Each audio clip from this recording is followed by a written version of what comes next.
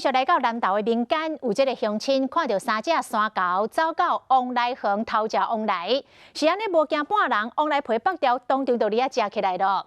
民众怀疑这是因为落大雨，山猴找无食才安尼。也毋过专家讲，山猴拢是安尼咧偷食哦，甲这个大雨并无直接的关系。偷吃凤梨，2个都在偷吃，安尼唔通哦。 伫路天看到2只山猴从这个高远头班往来，皮爬落来就食。偷吃哦，偷吃凤梨哦，不对哦。但是那个好像还没熟。民众用手机翕这高山从这个高远咧头往来画面。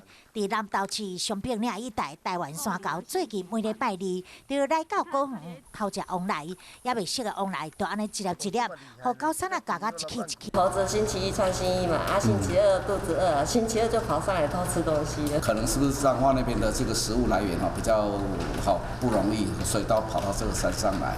当地民众怀疑是不是落大雨，造成无物件通食，但是专家有无同的看法。